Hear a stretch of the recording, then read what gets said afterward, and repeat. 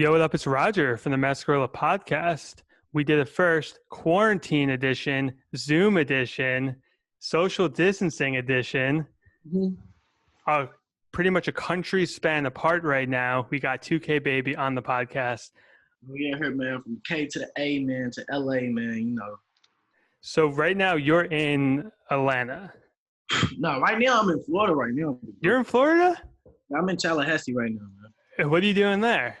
I'm just down here with my girl, man, chilling, everybody quarantined and shit. So I just grabbed my PlayStation and hopped on the road. I'm set, man. Is that where she's from, or are you guys doing an Airbnb, or what's happening? Nah, she go to school down here. She go to FAMU, so she got her own place down here. Okay, word. Because you were in LA a few weeks ago, and you were here for pretty much from January until a few weeks ago, right? Yeah, I was in LA for a minute, man. Well, a minute, man. So what happened? You're in LA, you're about to release your first project, and then all of a sudden the world stops. Yup. Then this Corona shit, man. This is crazy, ain't it? I I took it as a joke at first, like, we was all seeing it on the internet. I ain't sweating it. Then I'm like, dang, they stopping this, they stopping that, you feel me? Then I look up, I'm like, dang, now even we sitting in the house, you feel me? In LA, we in LA and we sitting in the house. I'm like, damn, this shit real. Because you were in a house in the hills. Yeah. Like a beautiful house. In the what they call it, Laurel Canyon. Yeah. They said all the famous musicians stayed there and shit. Yeah, and like there's so much to do, and then all of a sudden you're just like stuck in the house. Yep. Boom. Couldn't come outside. Crazy. Okay, so let's pre-quarantine, pre-LA, pre-mention in the house. You're from Louisville, right? Yep. So, and how old are you? 19. You're 19 years old. Okay, so you're from Louisville. What was it like growing up there? My city, man, I feel like it keep you small-minded. That's the effect it has. You feel me, on everybody though? Just cause like, feel me, people live and die in Louisville. You know what I'm saying? Some people don't never make it out of Louisville. Some people don't never make it out of their hood in Louisville. Some niggas ain't never left their hood in Louisville. You feel me? So, you know what I'm saying? It's like a city lost in time. You know what I'm saying? Don't nobody know what's going on in Louisville except for us, people in Louisville. And everybody else say Louisville. They can't even say it right. So Louisville. We don't know what's going on in there. You know, it's called Louisville. But Louisville.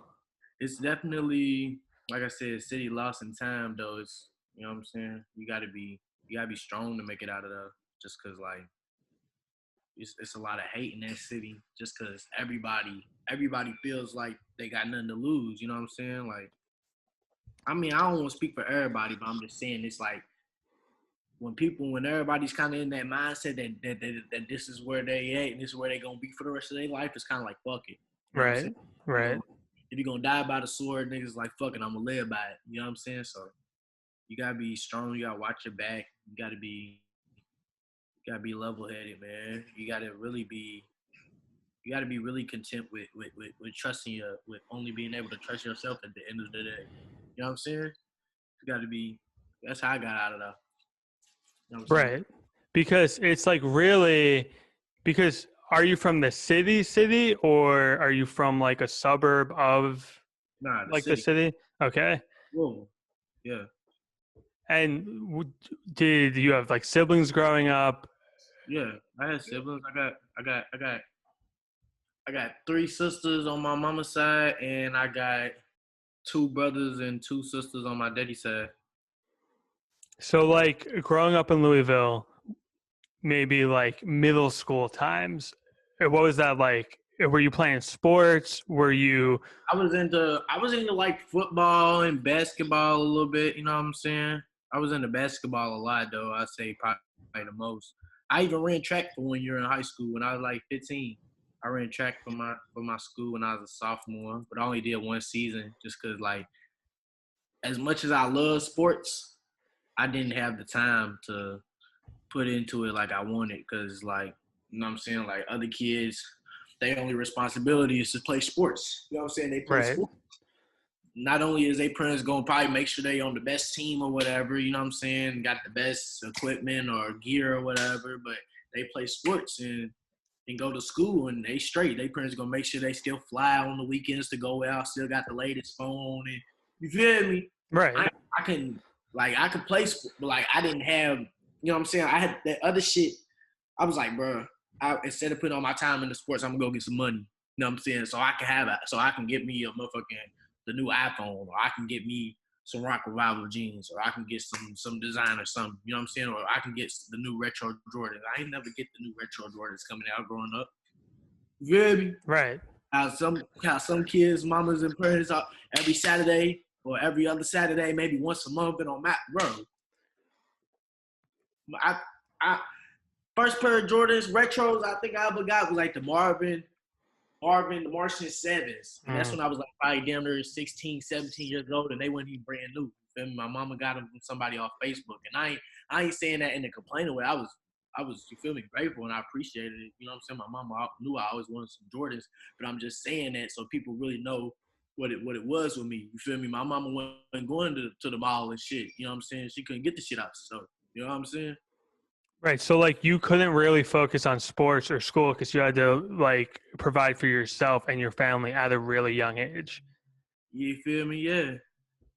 Yeah, I wasn't as privileged as everybody else. You feel me? Like, you know what I'm saying? Like, and like, you know what I'm saying? My mama even told me, like, just on some 100 shit, just because my mama ain't gonna sugarcoat, she ain't gonna sugarcoat nothing, and she never was the type of mama to send me out to the world and let it eat me up. You know what I'm saying? She was always real with me. She told me, she would tell me, Christian, we don't got it like that. You know what I'm saying?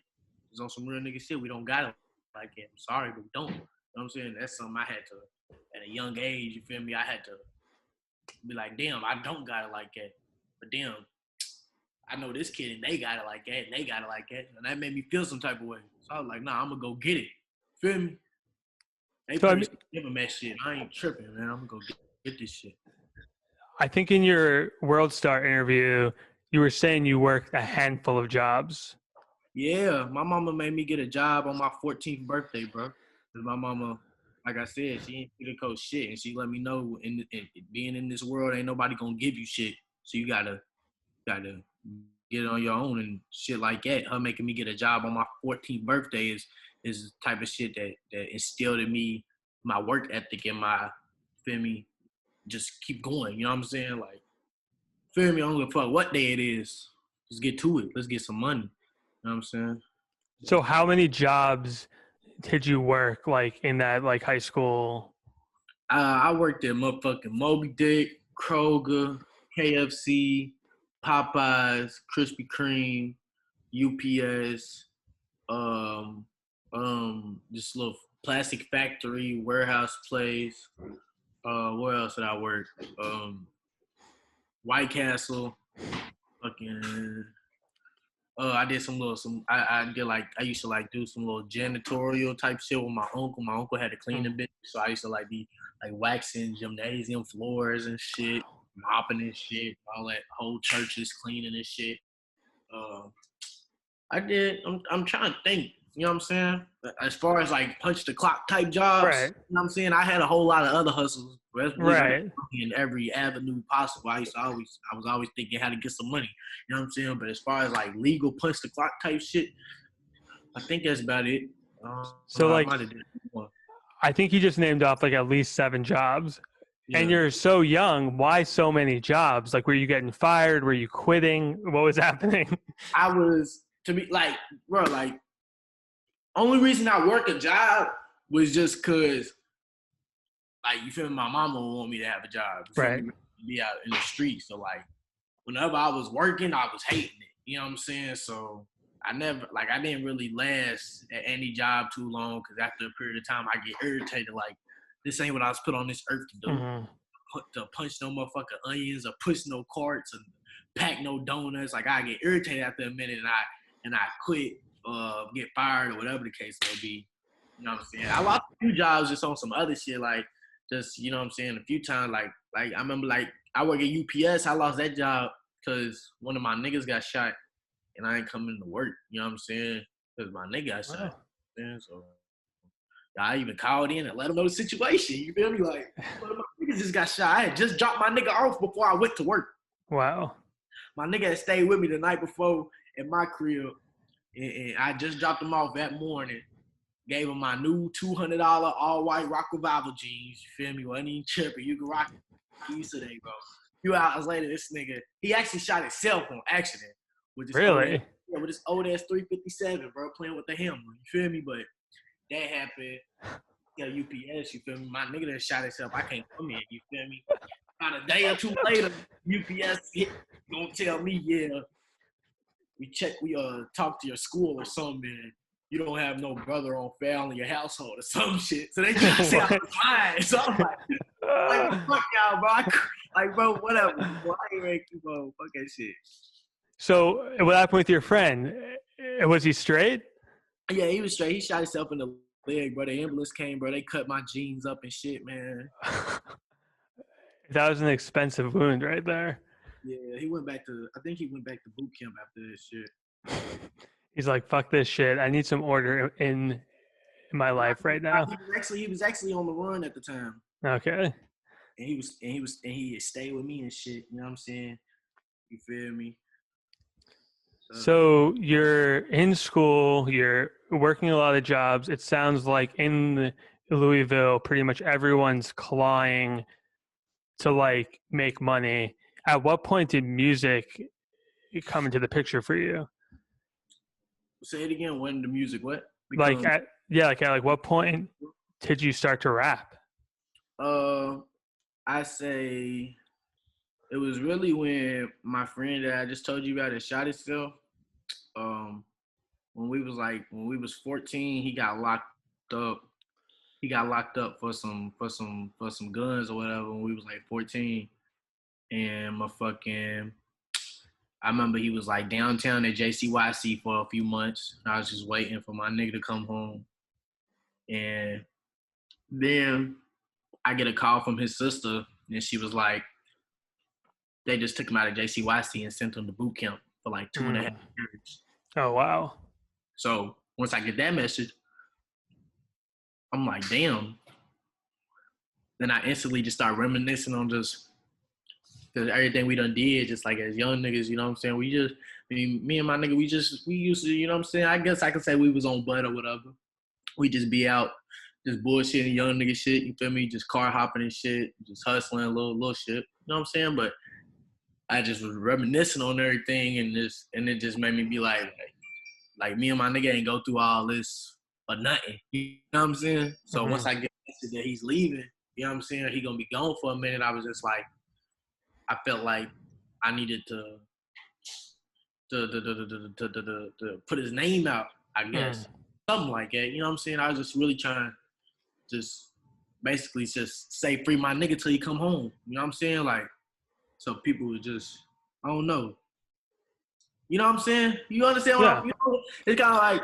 It's like the same thing as when someone gets locked up, you make shirts, you know what I mean? You just want to keep their presence. Mm-hmm. Yeah. I'm just like, bro, we ain't going through all this for nothing. You know what I'm saying? So soon as I get the message of my nigga gone, I just start rapping for real, just to say free my nigga at the beginning of all my songs. You know what I'm saying?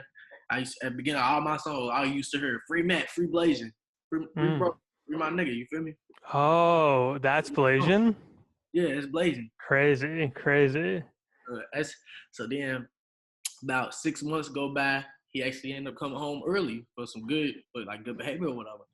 By the time he come home though, I had, you feel me, took over the city. By then, I gained the city. You know what I'm saying? Under the name of LBM Sage and shit. Loyalty for money. That's what they stand for.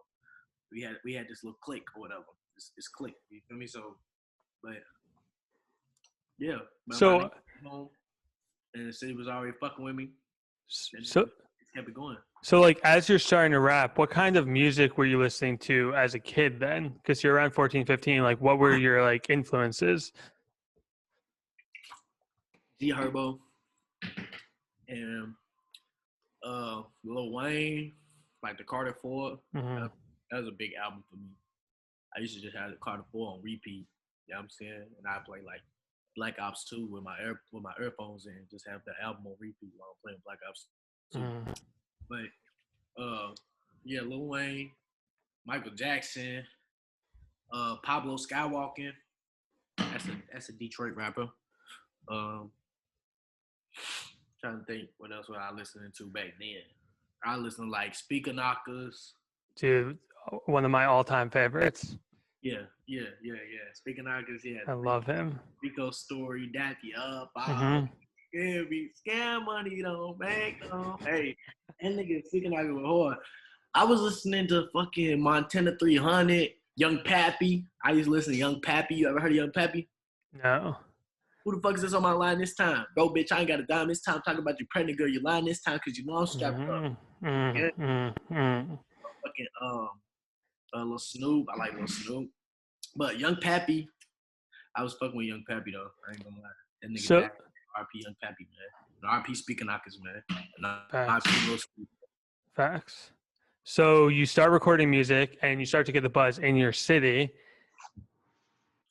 You eventually release Old Streets.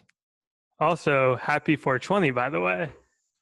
Hey, I ain't even been smoking for real today. That's what's so crazy, bro. It's probably like my second wood I done rolled up today. And like you typically smoke how many?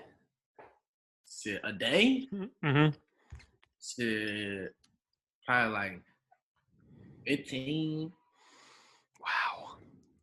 10 to 15. I say just being generous on some light shit. I say 10 to 15. But you know when I was out in Cali, bro, I was smoking. I say like 20 woods at the least a day. And I just want to say for everyone watching, this isn't cap. This is 1,000% true. This fucking kid chain smokes blunts all day long. Like this. Like this. Like this. It's crazy. Hey, you know, I damn near stopped smoking blacks, bro. Really? I've been smoking blacks since 14, bro. I'm a 5-year vet. So what like it made you want to finally stop? I ain't gonna lie, I got with my girl and she ain't like that shit. I got tired of not being able to kiss her after I smoked a black. She's like, listen, you smell, you're stinking up my house. If I tap a black one time, bro, she act like I'm disgusting, bro. I was like, it ain't even worth it no more. Plus that shit ain't healthy anyways, bro. Like, no. I've been smoking blacks for a long time, bro. Like, I don't know, 5, 6 years seem like a long time, bro. But like, crazy. I didn't have my peaks with blacks. I didn't have my times where I had to chill and fall back. Like I remember, like my junior year in high school, I used to cop up brown shit in the morning before school. Wow. So Yikes. Chilled a little bit.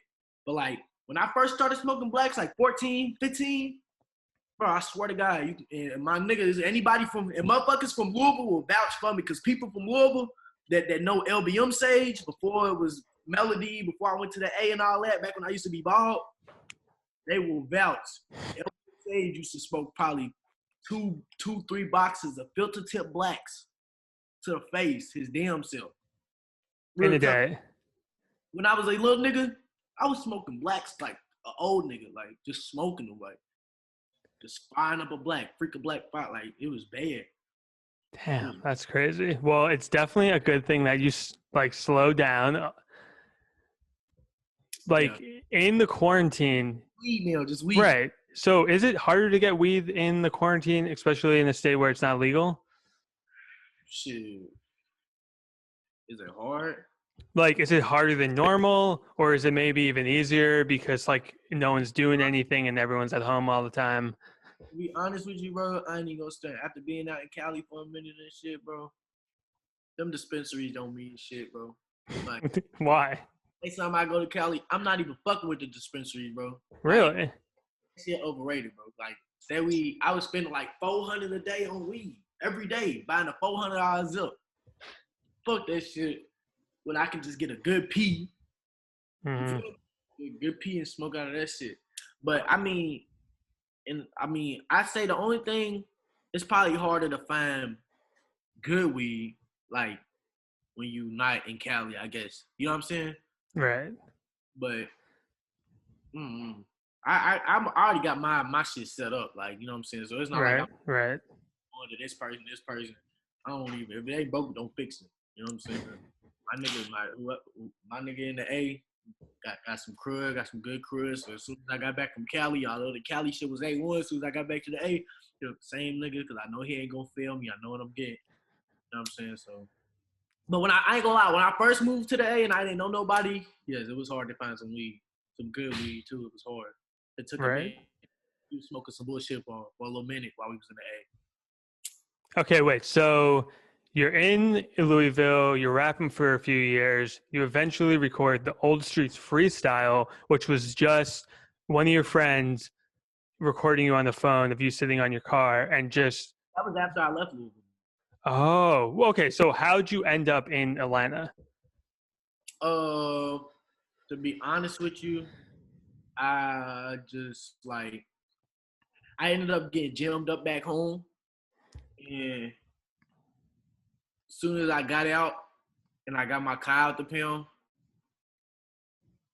I was just like, I just really thought. I just thought about everything, and I was like, is this what you want to do?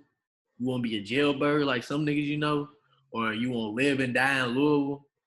You know what I'm saying? Like, what are you even here for? Still, at this point, you got the city on your back with the music shit. You know what I'm saying? You done took over the city. Like, what else is there to do? Her. You know what I'm saying? You gotta do something different. You know what I'm saying?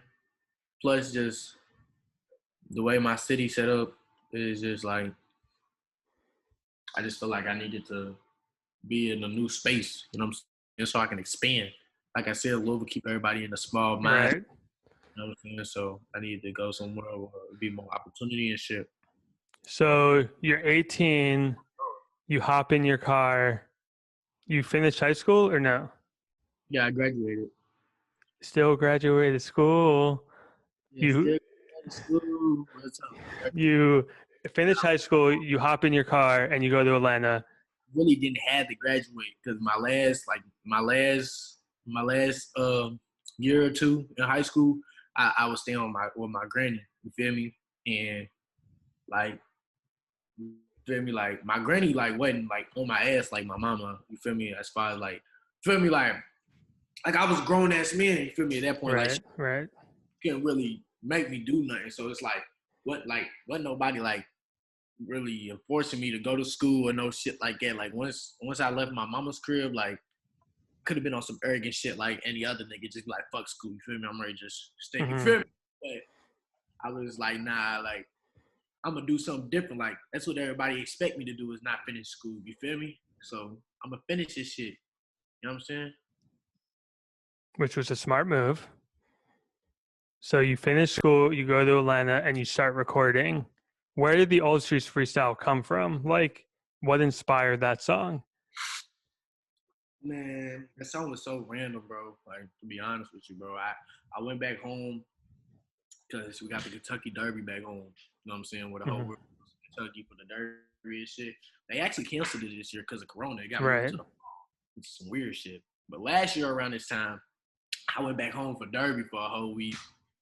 And I left my little brother Buster in Atlanta with Danny and Half Spun, the guys at the studio. But mind you, when I leave Atlanta and I go for the Derby week, at this time, my little brother did not know how to produce. Nothing.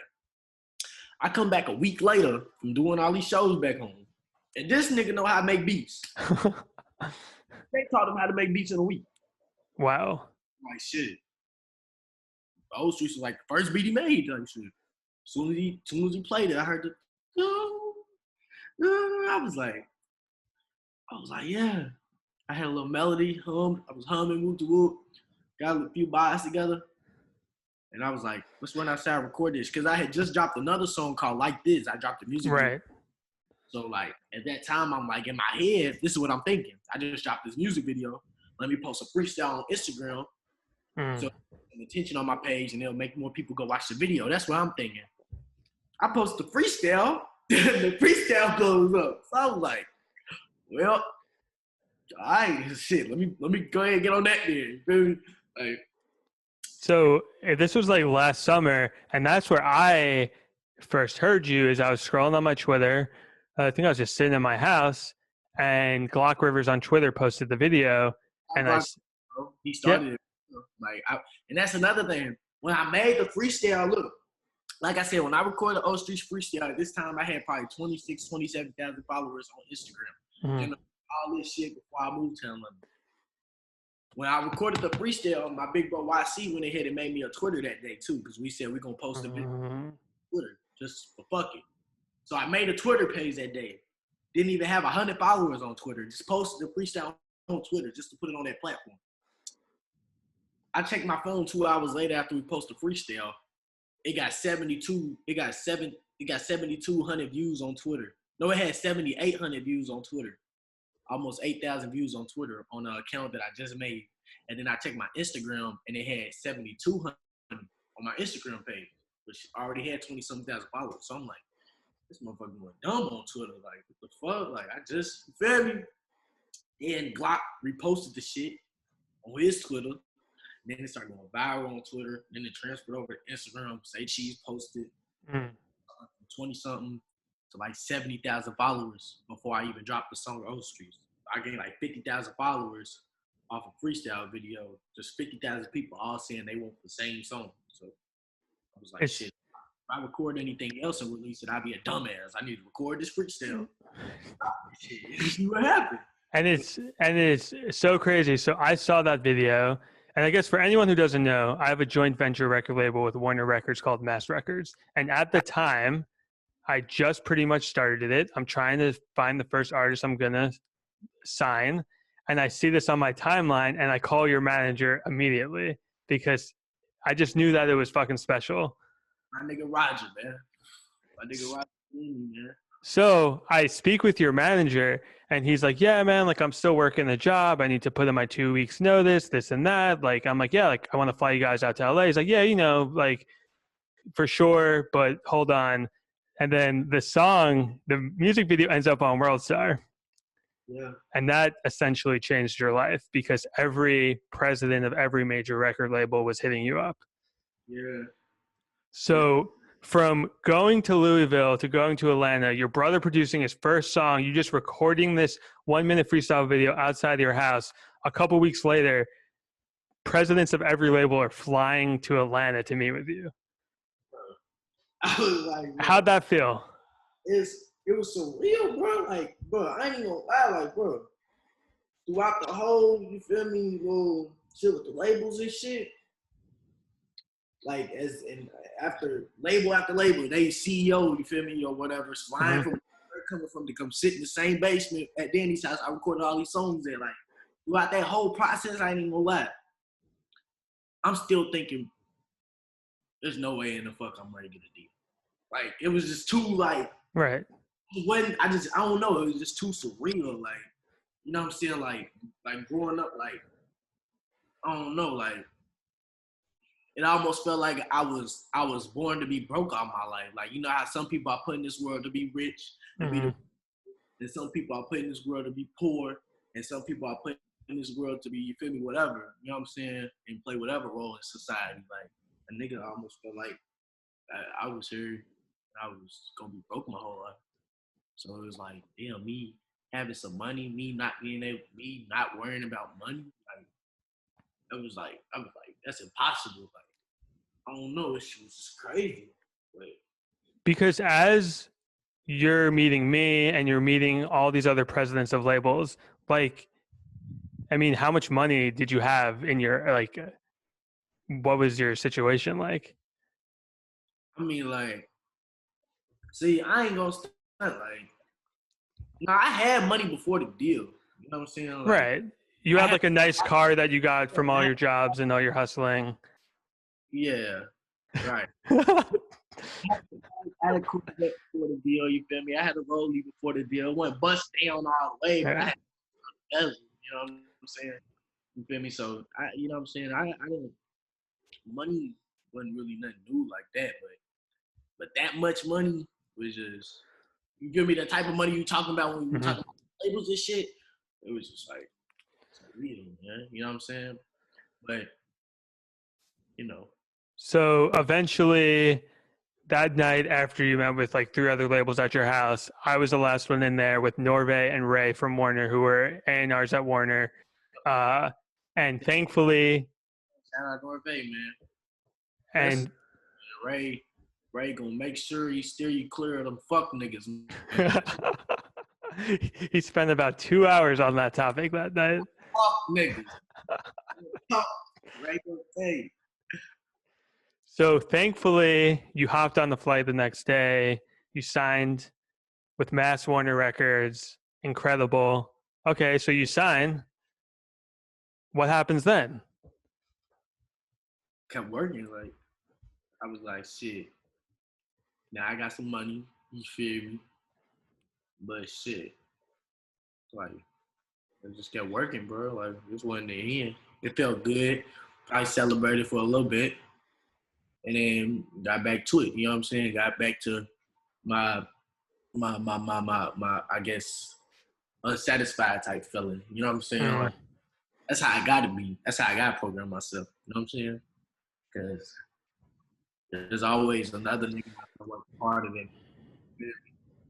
And then again, once it all happened and it all hit me, my biggest fear was fucking it up or going back to being broke. You know what I'm saying? I'm like, damn, like now I got all this shit. I gotta make this shit shake. You know what I'm saying? It's like re-upping and you got a whole big ass load. You like, damn, I gotta get this shit going. Really? Right. I got flip this shit. That's what I'm thinking when all this shit happened. I'm like, now I got flip this shit. Because like pretty much when you get to a new level, it's cool for like a day or a week, but then okay, you're there and now that's your new normal and now you want more. Yeah, I want more. Right. So you start recording your first EP called Pregame Rituals. That you recorded over the fall in Atlanta, and we were in New York and in LA, and we were in Nashville. What was the process like recording your first like major label songs and all that? Honestly, it was a fun experience, but it kind of just came together itself. To be honest with you, because like I said, like as far as like when it comes to the music shit, like my music, like I don't like my music is just it's not prepared. You feel me? Like when I'm before I go into the studio, like I don't know what I'm gonna do. You know what I'm saying? People ask me what do I do? You feel me? How my studio sessions are like, you feel me? Like, you know, like I don't really take time out of my day to sit down and write. You know what I'm saying? I just go to the studio, gather up my guys, get me something to smoke on, drink on, whatever. And we just in the vibe, just in the moment. You know what I'm saying? It's just a feeling. So the EP, it really just every day it was something different. You know what I'm saying? Recording it. It was So you don't write lyrics at all? Is it something where you have to hear the beat first, then you have something in your head, or like how does that work? yeah, like I hear the beat or like I got my team, like a whole production team. So most of the time I'm not hearing finished beats. I'm in the studio and we start cooking from scratch. So I'm hearing it from the very first sound they start working with. You know what I'm saying? And as it goes on, you know what I'm saying? I just have, you know what I'm saying? I be vibing and I hum or whatever. I might be singing in gibberish. You know what I'm saying?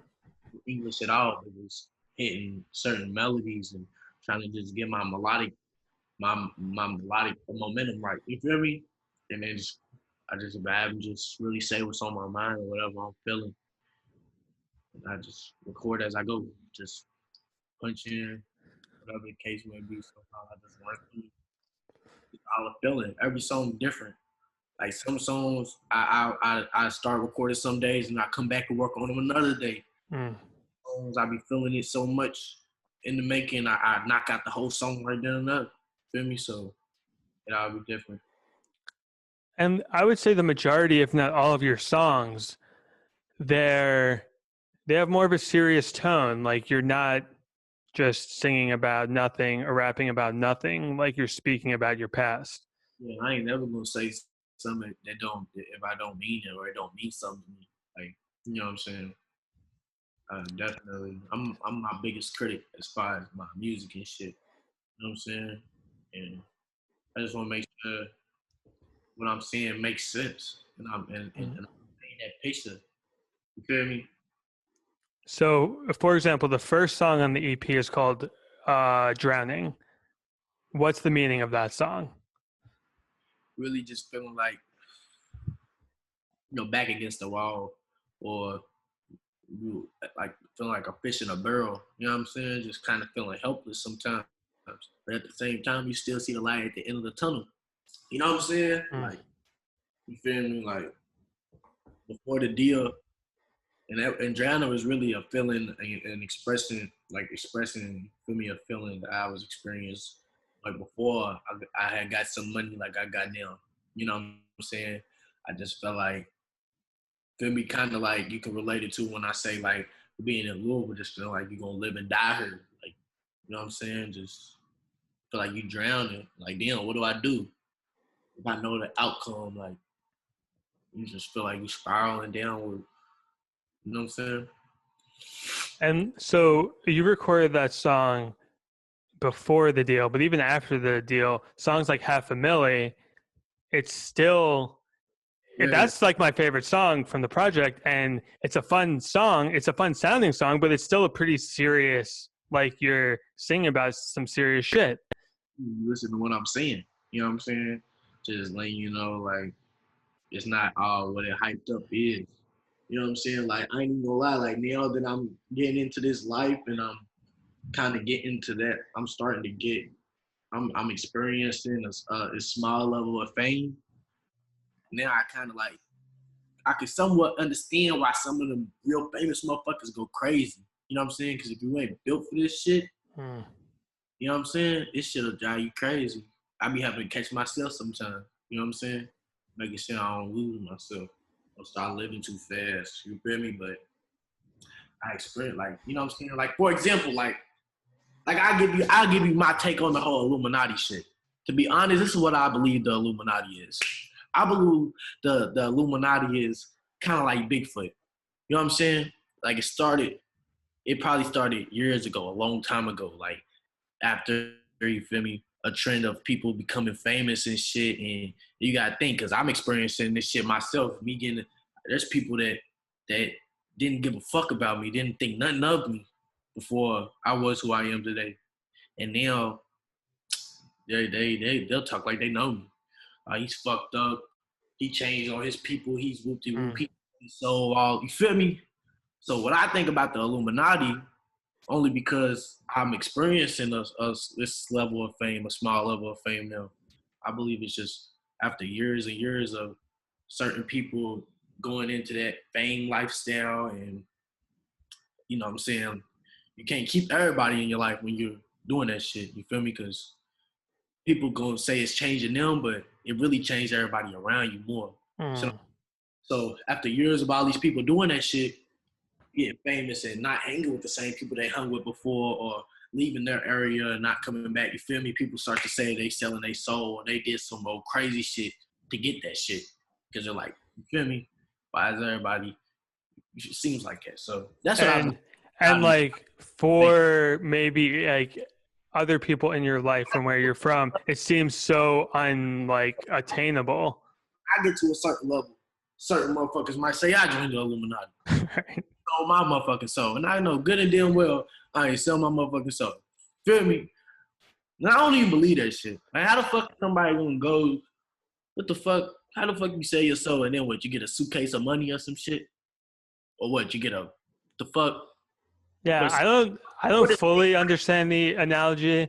I think like Satan can make you a bank account or some shit. I think people maybe mean it's like you sacrifice like who you truly are and indulge in more like evil, self-indulgent things. Yeah, that's exactly what I believe the Illuminati really is. Just people, you feel me? Right. It's like pretty much to get to that high level, you have to do sideways shit. Maybe like, oh, they sacrificed their relationship with whoop-de-whoop. Right. Or, you feel me? Like, it's about weird shit, bro. So, Pregame Rituals. It was originally 9 songs. I think we threw on a couple more songs on there at the end. It has features from G Herbo, Lil Durk, and YFN Lucci. Yep. Um, what was it like being in the studio with YFN? That shit was cool. We were vibing for real, for real. You know what I'm saying? Like we was just listening to songs. You know what I'm saying? Bro got that nigga got some shit in his bag. I'm trying to tell you, that Yeah. nigga bag. But it was cool though. He was a real nigga off from the muscle. You know what I'm saying? From the jump. You know what I'm saying? Like the nigga just really listen to the music, and that's all I want a nigga to do is just really listen to the music and give your honest take and your honest opinion on the music. You feel me? You know what I'm saying? There's probably one song he probably kept it 100 and was like he wasn't really fucking with it like that. Feel me? And that's 100 shit. Yeah. Feel me? I don't want no nigga that's gonna just yes, you feel me? Just the whole, you know how niggas be. Like some niggas be on some yes man shit. You know what I'm saying? Or just telling, you feel me? Whatever. But he was a thorough 100 nigga off the muscle, like, feel me? And then we was just vibing, just vibing. We was both in the booth, you feel me? As we recorded. This shit was cool. Real for real. And so you met Herbo in New York, Yeah. and he hopped on the song, and that was one of your favorite artists growing up. So Yeah, what was yeah. that like for you? That was motivating for real. Like once I met him, I'm like, all right, you feel me? I'm doing some shit right. You feel me? You know what I'm saying? Like I was like, yeah, I'm definitely doing shit right. You feel me? But you feel me? With him, just kept it 100. Like I ain't never on no cool shit. You know what I'm saying? Because just a few years ago, I was Christian in my granny's room. You know what I'm saying? Watching everything from my phone. You feel me? So I let the nigga know like keep doing your shit. Like your shit motivate me. Like your shit, your music done got me through some hard times. You feel me? So and he was like, that's what we do this shit for. Ain't that what we do this shit for? You feel me? And there's people that tell me nowadays the same shit I told him. There's people in my inbox that tell me my songs get them through shit and shit like that. So yeah. So you're obviously still a new artist and you're young, but what advice would you have for any artists who are like trying to make it? Love your music. Make music that you love. Make music that you gonna listen to. You feel me? That you gonna bop to. Cause how you gonna expect somebody else to love your music and think your shit hard if you don't even think it's hard? You feel me? But before you listen to everybody else, make sure that you doing what you love first. You feel me? As far as when it comes to creating music and shit. You feel me? Cause sometimes when I'm recording this shit, you know what I'm saying? Like I said, I got my guys and my music team I'm always in the studio with when I'm recording. Sometimes I might do a melody or do something, and sometimes they be like, nah, they ain't really feeling it like that. But I trust my gut, and I know how it's gonna fit into the song once it's all done and all that. And at the end of the day, if I just think it's hard, I'll be like, nah, this is how it's gonna go. Cause you feel me? We compromise and shit, you know what I'm saying? But sometimes you gotta go with your heart, you know what I'm saying? So make sure you love your music, bro, so you don't regret nothing down the road. Facts. So Pregame Rituals is out now. It's getting some pretty good reviews. Old Streets is about to hit 18 million plays just on Spotify. It just hit 10 million views on YouTube on the music video. So what's next for you? Or what do you have planned for the rest of the year? Shit, I'm ready. I'm ready. Drop some movies to go along with the EP. You know, Mm-hmm. I know they want. I gotta have the visuals so I can really see what I'm seeing. You know what I'm saying when I'm rapping this shit. But then after that, shit, I'm gonna keep dropping bangers. You know what I'm saying? Like I don't play around with this music shit. You know what I mean? I'm gonna keep dropping these bangers. Like Pregame Rituals was just an EP. You know what I'm saying? It's just an EP. Remember that. It's hard, motherfucker, but just think about tape, but think about my album. You know what I'm saying? And you know how I record. You know what I'm saying? I could really say my tape done now if I wanted to. Done now, motherfucker hard. But I work every day, so I'm always making new music. So I don't know what's gonna be at the end. Because I can record a song 2 days before we say this is the deadline Right. album. Well, I throw that motherfucker on there. You know what I'm saying? But the tape of the album, that's a little minute from now. You know what I'm saying? I just gave this EP, so I'm gonna let the people marinate on the EP. And then I got some. I'm gonna come back with my singles. You know what I'm saying? I'm gonna get back to my regular routine because the EP was really some generous shit, Roger. Mm-hmm. You know me, bro. Before the EP, I had how many songs out? 4. Right. Feel me? So I'm gonna get back. I'm gonna have to after this EP, slow it back down. Just let them think this is the regular. Cause EP was a gift. So, Well, thank you for that gift. I greatly appreciate it. thank you, bro. I appreciate you, bro. Cause without you, I wouldn't be here. We wouldn't be here. There would be no pregame rituals. Bro, thank you, because there were some very powerful people who fucking stepped into the house that day, and you put your trust in me, Norve, and Ray, and you changed my life. So thank you. You were playing Call of Duty when I Zoomed you. I'm ready to get right back. You're ready to get back to it, bro. Happy 420. Thank you for coming on the podcast. I can't wait for everyone else to hear the new music that you have. Thank you, big bro. All right, bro. Peace.